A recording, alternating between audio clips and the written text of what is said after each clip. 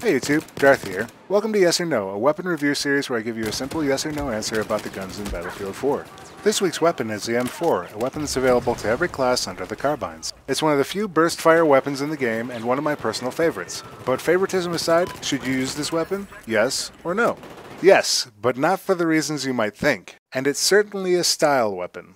The M4 is definitely a weapon with some limitations, but it has some great benefits as well. Let's look at the positive aspects of this weapon.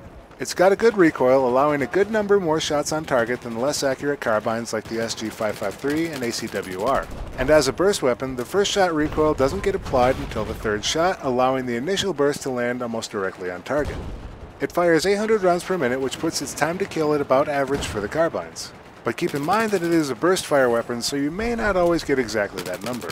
At a blazing fast 1.85 seconds, it's got one of the fastest bullet and chamber reload times in the game, only beaten by the M16A4 and the ACWR among comparable weapons. At 2.4 seconds, its empty reload is also very good. Its bullet velocity is 580 meters per second, which is the second best of the carbines and similar in speed to an assault rifle, which means that bullets fired at your target usually land where you're aiming. If you're thinking these positive stats look pretty average, they are. This carbine is just about as down the middle of the carbines as you can get. And I'll tell you later why that's a strength. But before I get to that, let's examine the not so good things about this weapon. The biggest attraction is that this is a burst weapon. Burst weapons have a serious issue with jamming.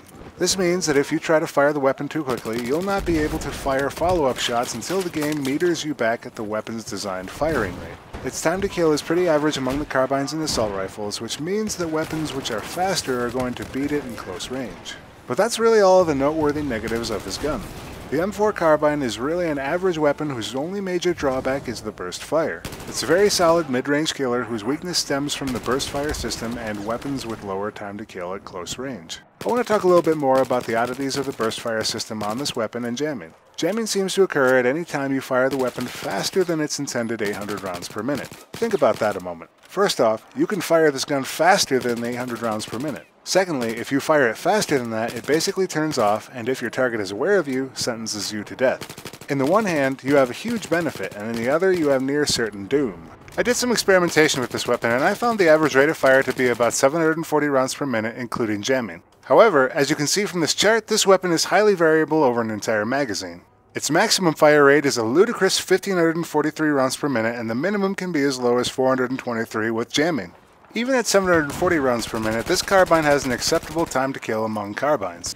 At 423, this weapon is an underperformer, while when it's shooting faster than 800, it has better average time to kill than most weapons in the game. So in a pinch, this weapon could suddenly devastate an enemy, or leave you at a disadvantage. Think about this as well. The first 3 rounds leave the chamber in as little as 7/10 of a second. That's a rounds per minute speed of 1543. This burst makes the first 3 rounds leave the gun faster than even the FAMAS and the CZ3A1. Make that first volley all headshots at any range closer than 45 meters and it's an instant drop on normal or at any range on hardcore. And remember, this weapon doesn't apply first shot recoil until the third shot. So add all this up and you've got a gun that has laser accuracy on its first shot, potentially devastating aimed fire and an average DPS. What does that mean? This gun is a DMR in disguise, and you should treat it like a DMR with some exceptional benefits. The M4 is a relatively easy carbine to control. At 800 rounds per minute, it has a high-ish theoretical RPM, but because of the low upwards recoil, remains easy to control. For a carbine, its bullet velocity is pretty high at 580 meters per second, meaning that you do not have to lead targets as much at range as other carbines. Let's look at the recoil pattern for the M4. It has a .28 recoil up and a .1 left and a .4 right. That rightwards recoil is somewhat irritating, but what this means is that the recoil pattern for this weapon goes up and to the right. To counter this recoil, when tapping the trigger quickly, it means you will have to pull slightly down and to the left. Here's where another problem with the burst jamming comes in. You may overcorrect while the gun is not firing any bullets at all. Remember how I said this gun was a DMR in disguise? Let's look at the bullet pattern of the gun when you tap the trigger very quickly. It's a huge balloon of bullets, even at modest ranges. Now, let's pause between shots and watch the effect. Do you notice how that balloon has become a very tight spread? Like a DMR, the M4 works best beyond close range when you're patient with your shots. I'll admit something here. For months, I've treated the M4 like any other carbine or assault rifle.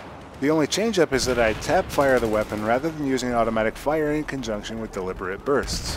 If I didn't kill a target, I'd just keep tap firing. My assumption here was that the automatic pause between rounds was equivalent to my deliberate pause on a fully automatic weapon.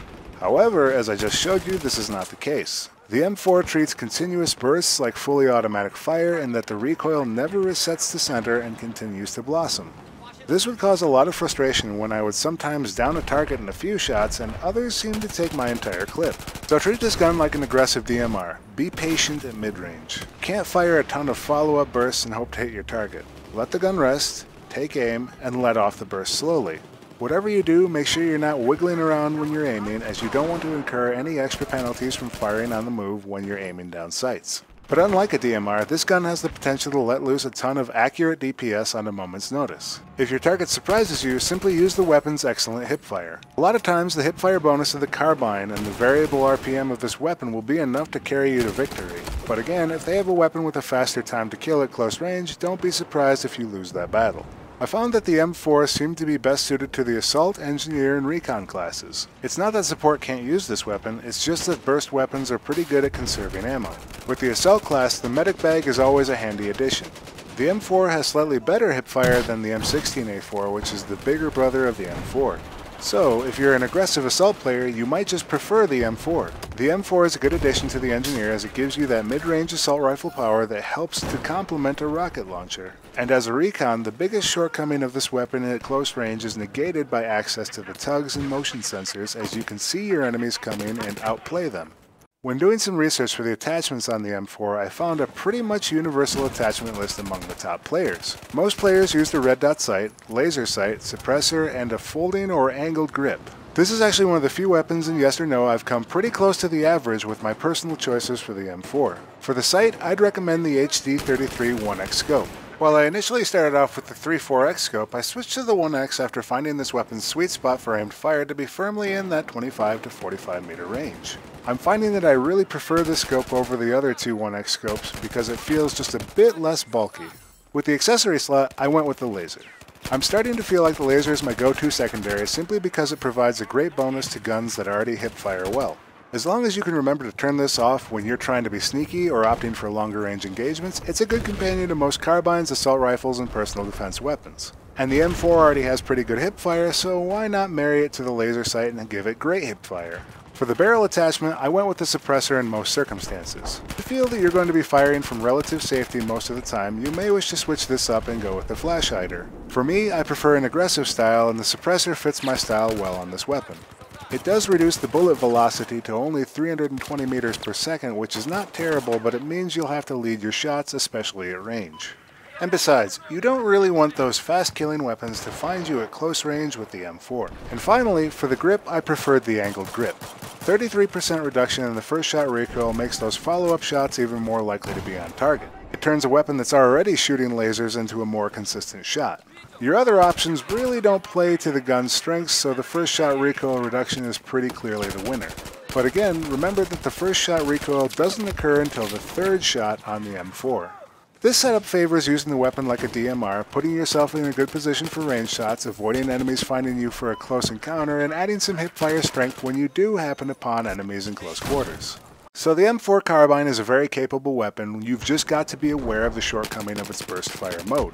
Even if you're not a fan of burst fire weapons, you owe it to yourself to check out this weapon and play with it to limit yourself. I like to call the burst fire weapons the training wheels of Battlefield. When you play around with these for a week or more and go back to other weapons, you'll find yourself being a much better and more patient shot with automatic weapons. There are weapons that are better at long range and weapons that are better at close range, but the M4 is a definitively average weapon. And that's a great strength, since you can turn it around and use the best parts of it at any range. If you find yourself liking the M4, be sure to check out its big brother in the M16A4. If you're not a big fan of the M4, you might want to try some other middle-of-the-road carbines like the AK-5C or perhaps the ACE-21 CQB. If you think I'm wrong about the M4, or if you think I've overlooked something, please mention in the comments below what your thoughts on the weapon are. Also, if you have a weapon you'd like to see on the next episode of Yes or No, please leave a comment below. Thanks for watching, YouTube, and if you found this video helpful or insightful, please like the video. If you'd like to see more Battlefield 4 videos, please subscribe to my channel. And I'll see you next time, YouTube.